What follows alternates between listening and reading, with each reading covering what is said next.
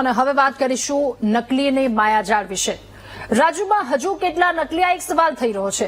નકલી જજ, નકલી પીએમઓ, નકલી શિક્ષક, નકલી આઈએએસ, આ બધી જ વાતો તમે સાંભળી હશે। અને આ નકલીની ભરમાર વચ્ચે વધુ એક વાત ગોંડલથી સામે આવી છે। ગોંડલમાં નકલી તાલુકા પંચાયતની કચેરી ઊભી કરી ત્રાકુડા ગામે સરકારી જમીનની હરાજી કરી નાખી, જેમાં લોકોને છેતરવા માટે સરકારી ઓફિસ જેવું આખું એક તરકટ રચવામાં આવ્યું। આ ગામમાં ગામતળ તરીકે જાહેર કરાયેલી સરકારી જમીનને ગેરકાયદે પ્લોટમાં ફેરવી હરાજી કરી નાખવામાં આવી, ગ્રામજનોને વેચી દેવામાં આવી। ગામના તત્કાલીન તલાટી કમ મંત્રી અને હાલ હડબડિયામાં તેમને ફરજ જેવો બજાવી રહ્યા છે તેવા ધર્મેશ હાપલિયા સાથે મળી આખું કાવતરું રચ્યું હોવાનું સામે આવ્યું। ધર્મેશ હાપલિયાની પણ આમાં શંકાસ્પદ ભૂમિકા સામે આવી છે। કોઈક પ્લોટ ધારક પાસેથી 150 તો કોઈકની પાસેથી 160 ચોરસ વારના પ્લોટ આપી 1.39 લાખથી માંડી 1.43 લાખ સુધીના પ્લોટના ભાવ ગણાવી વેચી દીધા। પરંતુ જ્યારે કેટલાક પ્લોટ ધારકોએ પોતાની જમીનને વેચવાનો પ્રયાસ કર્યો ત્યારે આખો મામલો સામે આવ્યો। તપાસમાં હરાજી ખોટી હોવાનું બહાર આવ્યું, ખોટા ઠરાવો કરવામાં આવ્યા, તારીખ વગરના સર્ક્યુલર અપાયા, નકલી અધિકારીઓની સહીનો ઉપયોગ કરવામાં આવ્યો। અને આ સમગ્ર પ્રકરણમાં ત્રાકુડાના પૂર્વ તલાટી મંત્રી ધર્મેશ હાપલિયાનો સાથ પૂરો છે તેવું કહેવામાં આવી રહ્યું છે।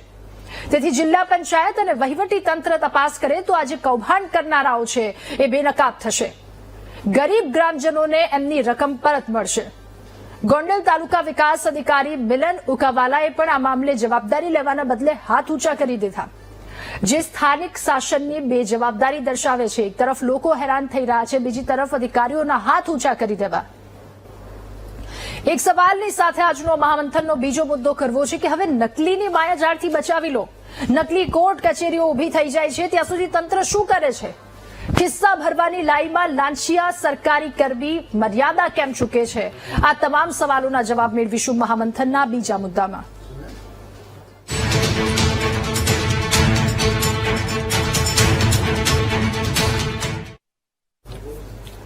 ત્યારે નકલી શિક્ષક, નકલી જજ, નકલી આઈએએસ અધિકારી, નકલી પીએમઓ અધિકારી, આ બધી જ વસ્તુ બહાર આવ્યા પછી હવે ગુજરાતના લોકો એવું કહી રહ્યા છે, આટલું બધું નકલી જોયા પછી, એ ખાદ્ય પદાર્થની વસ્તુ હોય કે કોઈ પણ વસ્તુ, કે હવે નકલીની ભરમારથી બચાવી લો। મહામંથનમાં આજ મુદ્દા પર ચર્ચા કરીશું। ગેસ્ટ પેનલમાં આપણી સાથે નેતા કોંગ્રેસ મુકેશભાઈ વિશ્વકર્મા જોડાયેલા છે, નેતા ભાજપ દીપકભાઈ જોશી આપણી સાથે જોડાયેલા છે, ગોંડલ તાલુકા પંચાયતના ઉપપ્રમુખ ચિરાગભાઈ ગોળ આપણી સાથે જોડાયા છે અને પૂર્વ અધિક સચિવ ગુજરાત રાજ્યના અનિલભાઈ પટેલ પણ આપણી સાથે જોડાયા છે। ખૂબ સ્વાગત છે આપનું મહામંથનમાં। ચિરાગભાઈ, આપની પાસેથી સૌપ્રથમ જાણવું છે, આ મામલો સામે આવ્યો જ્યારે એ જમીન વેચવાની હતી ત્યારે તો મદદને લઈને શું માંગ કરવામાં આવી, ત્યારબાદ મદદને લઈને શું કહેવામાં આવ્યું કે હા તમારી મદદ કરવામાં આવશે? હાલે એ જેટલા ગ્રામજનો છે એમની પરિસ્થિતિ શું છે?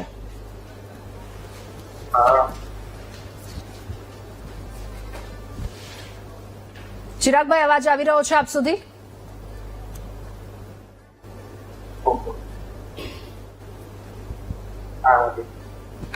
જી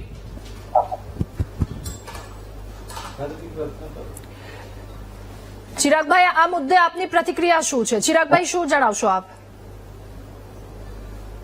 આજે સવારે મીડિયાના માધ્યમથી જાણવા મળ્યું કે ત્રાકુડા ગામે એક કૌભાંડ બહાર આવ્યું છે। આ કૌભાંડ 2023 અને જાન્યુઆરીના મહિનામાં આવડવા બનેલો છે। શરૂઆતથી જ આવડી આ બાબતમાં પ્રાથમિક તપાસ કરતા જાણવા મળ્યું કે તાલુકા પંચાયત ટીડીઓ સાહેબ, પદાધિકારી, અમે લોકો બધા સાથે ચર્ચા વિચારણા કરી અને પ્રાથમિક તપાસમાં એવું દેખાણું અમને કે જે તે વખતે તત્કાલીન તલાટી કમ મંત્રી દ્વારા જે ત્રાકુડા ગ્રામ પંચાયતની ગામની અને ચોરસવારની જે જગ્યા ડેપ્યુટી કલેક્ટર દ્વારા અલોટ કરવામાં આવેલી, આ જમીન તલાટી મંત્રીએ બોગસ દસ્તાવેજ કરી અને જે તે અરજદારના નામે પૈસા લઈ અને એમના નામે દસ્તાવેજ કરાવ્યા। તો એ તલાટી મંત્રી હાલ ક્યાં છે? એમના પર શું કોઈ કાર્યવાહી કે કેમ? જી બેન, અત્યારે તલાટી મંત્રી અમારે હડમતિયા ગામમાં ફરજ બજાવે છે અત્યારે સાંકોડામાં ભાવેશભાઈ ઉદેશી કરીને તલાટી મંત્રી હાલમાં ફરજ છે. તાત્કાલિક તાલુકા વિકાસ અધિકારીને સૂચના અપાવી અને મંત્રી સાહેબને સીધા હાજર કરવાની સૂચના આપી.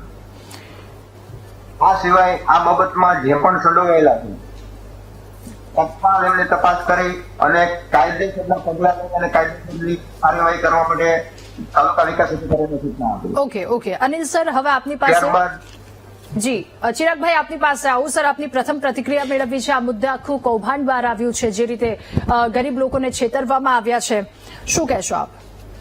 સામાન્ય રીતે જે નકલીની વાતો કરીએ છીએ આપણે, નકલી ક્યારે થતું હોય કે જ્યારે જે તે કચેરીના સ્થાનિક કર્મચારી જો મિલીભગત ના હોય તો કોઈ પણ જાતનું નકલીનું કૌભાંડ કરવું શક્ય નથી.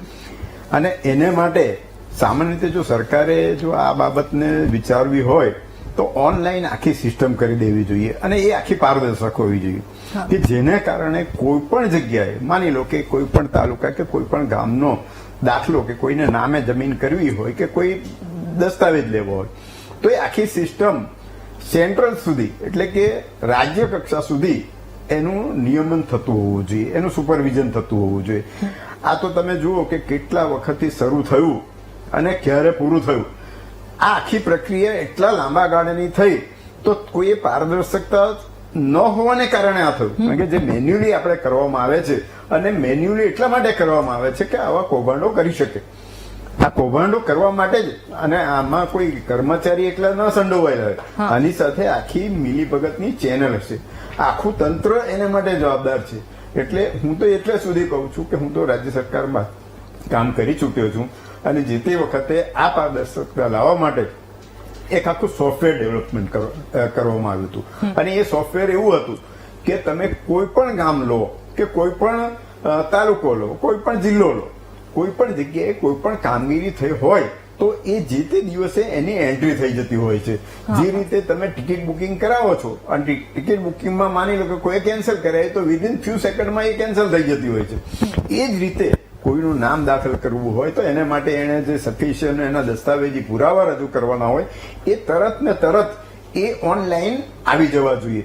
અને માની લો કે સાંજ સુધીમાં એ બધા ઓનલાઈન થયા હોય તો એ કોઈને પણ જોવા હોય તો એ જોઈ શકે. કોણ જોઈ શકે? કે જે નોડલ એજન્સીઓ હોય એ, જેને સક્ષમ કક્ષાએ બધાને નોડલ એજન્સી રાખવામાં આવી હોય એ આખી એની ચકાસણી કરતી હોય છે. અને ચકાસણી દરમિયાન એમાં કોઈ ક્ષતિ જણાય કે આવી કોઈ ગેરરીતિ કરનાર પકડાઈ જાય તો તરત પકડાઈ જાય છે. આ તો આટલા લાંબા સમય જયારે પ્રક્રિયા ચાલતી હોય અને કોઈને ખબર જ ના પડતી હોય એનો મતલબ એવો થયો કે આપણે પારદર્શકતા લાવવા માંગતા નથી સરકાર. જો સરકાર પારદર્શકતા લાવવા માંગતી હોય તો હું એમ માનું છું કે આવી કોઈ પણ નકલીની કામગીરી નકલી થવાનો પ્રશ્ન જ નહીં ઉભો થાય. ઓકે સર, મુકેશભાઈ આપની પાસે જે ખિસ્સા ભરવાની લાઈ જેના કારણે આખી આવી કચેરીઓ ઉભી કરી દેવામાં આવે છે અને સરના જણાવ્યા અનુસાર આખી ચેન હોય, એક વ્યક્તિથી આ વસ્તુ શક્ય નથી, એટલે પાછળ કેટલા બધાના લોકોના આશીર્વાદ હશે, હાથ હશે, શું કહેશો મુકેશભાઈ? સૌ પ્રથમ તો આ જયારે સાંભળ્યું મેં કે ગોંડલના ત્રાકુડા ગામે સરકારી જમીનમાં હરાજી કરી નકલી હુકમો કર્યા, આ વાત સાંભળીને મને જરાય નવાઈ નથી લાગી રહ્યા. એટલા માટે કે ગુજરાતના સમયાંતરે ગુજરાતના દરેક ખૂણે આ બને છે અને સરકાર એના માટે ઉદાસીન છે એવું સ્પષ્ટ દેખાય છે. એટલા માટે કે હું એવું કહું છું કે આ તાલુકા પંચાયતના હુકમ પણ થયા, એના દસ્તાવેજ પણ થયા, એ જે પૂર્વ તલાટી હતા મંત્રી એ લોકોએ એમાં ભાગ ભજવ્યો. આ બધું થયું એ કોઈ 1-2 દિવસમાં થયું નથી. આને બહુ લાંબો પીરિયડ થયો છે. હવે લાંબો પીરિયડ પછી આ તો ભાઈ હમણાં કહ્યું કે અમારા ધ્યાનમાં આવ્યું, પણ હું એવું ચોક્કસ માનું છું કે એ જે પૂર્વ અધિકારીઓએ એ લોકોએ જે કાગળ ઉપર કામ કર્યું બરાબર છે, પણ જે જમીન તો સરકારી હતી ને, એ સરકારી જમીન સ્થાનિક લોકોએ લીધી હોય એ વાતમાં હું નથી માનતો. કારણ કે સ્થાનિક લોકો પણ સમજે છે કે સરકારી જમીન ક્યારેય આવી રીતે મળે નહીં. બરાબર, આવું સ્થાનિક પણ અમુક બહારના લોકો જે ઇન્વેસ્ટરો હોય એને લીધી હશે અને એમાં કોઈ મારા જેવો અજાણ્યો પડ્યો હશે પછી વેચવા ગયો ને પકડાયો.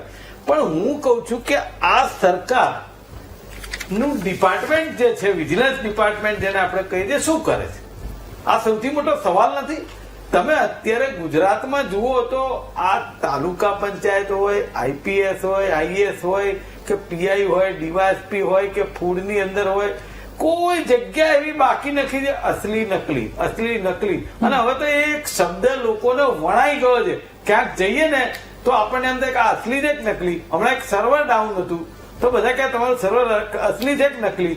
તો જે ખરેખર અધિકારી કામ કરતા હોય ને પ્રામાણિકતાથી, એની ઉપર પણ છાંટા ઉડે અને એને પણ શરમથી માથું નીચે ઝૂકી જાય. તો મને એમ થાય છે કે એક વાર આવું થાય તો આપણે માની લઈએ બરાબર છે, 2 વાર થાય તો વખતો વખત ગુજરાતના કોઈ ખૂણા બાકી નથી કે જ્યાં ગાડે આવી કચેરીઓ નકલી નથી થઈ, ટોલ નાકા નકલી થયા નથી, કે આઈપીએસ ઓફિસરો કે ડોક્ટરો ઝડપાયા નથી. આવું નથી થયું. તો પછી ગુજરાતનું વિજિલન્સ ડિપાર્ટમેન્ટ શું કરે છે એ સવાલ છે. અને આ અધિકારીએ એવું પણ એક કૃત્ય કર્યું છે, લાંચ પણ લીધી. એટલે શું બતાવે છે ખબર છે કે ગુજરાતમાં જે આ લાંચ લેવાની સિસ્ટમ છે એ સિસ્ટમ પણ થઈ છે. એટલે પછી હવે સાચું હશે એવું કોઈને લાગે. દીપકભાઈ, હવે આપની પાસે આજે આખો મુદ્દો છે, આપની પ્રતિક્રિયા પણ જણાવો. સાથે સવાલ એ પણ કે એક વ્યક્તિથી આ શક્ય નથી, આપ પણ જાણો છો, તો તંત્ર શું કરે છે? ઊંઘે છે? બેન, કોઈ પણ આ જે કઈ આવા બનાવો બન્યા છે ને, આજની જે આપણે કિસ્સાની વાતચીત કરીએ ને, તો બહુ સ્પષ્ટ થાય છે કે સરકારી અધિકારી પોતે જ આની અંદર સંડોવાયેલા હતા. નકલીની વાત નથી, નકલી પછી થાય છે. પૂર્વ તલાટી ટીડીઓ, તમે સમજજો, એ પોતે તો નોકરીમાં જ હતા. આજે ધારો કે પોતે, આજે પટેલ સાહેબ છે એ પોતે અધિક સચિવ હતા. આજે એ પોતે રિટાયર્ડ ક્યારે થાય કોઈને ન ખ્યાલ હોય, સ્વાભાવિક વાત છે. એ પોતે એના ડિપાર્ટમેન્ટ સિવાય અથવા તો કોઈકને ન ખ્યાલ હોય. હવે એ પટેલ સાહેબ ત્યાં જઈને આગળ પોતાને એવી રીતે પ્રસ્તુત કરે કે સ્ટીલ હું હજી પણ જોબમાં છું, તમે મારી સાથે આવો. આ વસ્તુ બને છે અને એના લીધે થાય છે. આ જે એવું નથી કે તમે નકલી બધી વસ્તુઓ ઊભી થઈ ગઈ છે. નકલી માણસ જે હતો એ તો નોકરી કરતો હતો, પણ એ પોતે રિટાયર્ડ થયો છે કે નથી થયો એને બતાવ્યું જ નથી અને પોતે પછી જગલરી ચાલુ કરી અને પોતે નકલી કાગળો લઈ લોકો સુધી. હા, એટલે તમે સમજો નકલી કોને કહેવાય. હું ધારો કે છું જ નહીં, બરાબર, વકીલ, અને વકીલ બતાવે રાખું. તમે સમજો પહેલો હા એ તલાટી, તમે સમજો તલાટી છે એની અંડરમાં એને બધી ખબર હોય. જે માણસને ખોટું કરવું છે એ તો બધું નજરમાં રાખેલું જ હોય. અને પોતે એ વખતે શું કર્યું, એને એમ થયું કે હું વોલેન્ટરી આપી દઉં કે રિટાયર્ડ થઈ જાઉં, પછી આ વસ્તુ કરીશ એટલે ક્યાં પકડાશે, કોને ખબર પડશે, હશે એના ઉપર આવશે. તમે સમજો નકલી એટલે કોને તમે કહી શકો કે સાવ કોઈ છે જ નહીં. આજે ધારો કે પંચાલ સાહેબ છે અને તલાટી બનીને ત્યાં ફરતા હોય ગામમાં, એને નકલી કહી શકો. આ તો વિશ્વાસઘાત કર્યો છે, છેતરપિંડી કરી, તમે સમજો. અને એ તો કેવું છે બેન કે સ્વાભાવિક વાત છે કે જયારે ખબર પડે કે આ તો રિટાયર્ડ થઈ ગયો છે અને હજી ક્યાંથી સહીઓ કરે છે ત્યારે ખબર પડે આપણને. એટલે સ્વાભાવિક વાત છે કે જે બાબતની ચર્ચા થઈ રહી છે એને આપણે ત્યાં લઈએ કે કોઈ પણ સરકારી અધિકારી જે છે એનો હાથ હતો, એટલા માટે આ પ્રકરણ ઉભું થયું અને એના માટે પકડાયો તો ખરો જ ને. તમે સમજો કેટલું લાંબુ ચાલ્યું. એટલે પોતે પોતાની રીતે મગજ તો દોડાવવાનો પ્રયત્ન કર્યો, પણ કહેવાનો મતલબ એવો છે કે આ ખરાબ વસ્તુ વિજિલન્સ આજે પકડાઈ તો ખરી ને. તમે સમજો ન પકડાયું હોય ને વર્ષો સુધી ચાલતું હોય ને એમને તો આપણે સવાલ એટલો છે, તમે નકલી કોને કહી શકો? તમે સમજો આ તો રિટાયર્ડ થયેલો માણસે પોતાનું પ્રકરણ ચાલુ કર્યું છે. દીપકભાઈ, મારો સવાલ ખાલી એટલો કે લોકો નાના માણસોને ઠગવામાં આવ્યા છે.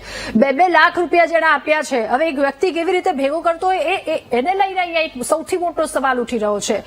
મુકેશભાઈ, મારું એવું કેવું છે દીપકભાઈની વાત સાથે સંમત છું કે તલાટી પૂર્વ હતો, બરાબર છે, અધિકારી હતો, એ બધું સાચું. હું કઈ એમાં નથી કેતો કે કઈ મુખ્યમંત્રીએ ત્યાં આવીને કૌભાંડ કર્યું.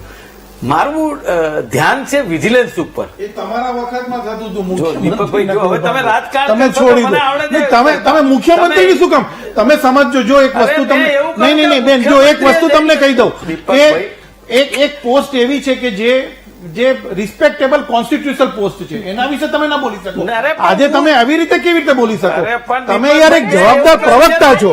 તમે વાત તમે છે ને, મને નહીં, નહીં. આગળ થવા દો તો સારું. તમે નામ સાથે બોલ્યા હોય તો બરાબર છે, પણ તમે પોસ્ટ ઉપર અરે બોલો મેં છો. એવું કહ્યું પટેલ સાહેબ, તમે આમાં ઇન્ટરફિયર આ બોલી શકે મુખ્યમંત્રી આવીને? આ શબ્દ ખોટો છે. ના, તમે દીપકભાઈ, શબ્દ પાછો ખેંચો નહીં તમે- મુકેશભાઈ, આ તમે વસ્તુ મારી ખોટી વાત છે. પહેલા પૂરી સાંભળી. મેં એવું નથી કહ્યું પણ કે તમારે મુખ્યમંત્રી મુખ્યમંત્રીએ એમ કરી નહીં, દીધું. તમે તમે તમે સમજો. તમે કોઈ પણ બોલી શક્યા હો, ના, ના, પણ મારી હવે મુખ્યમંત્રી શું વાત કેમ બોલો મારે છો? કહેવાની છે પૂરી કરું કે જે એમણે વાત કરી પૂર્વ તલાટી કરી, અહીંયા દસ્તાવેજો થયા છે બેન.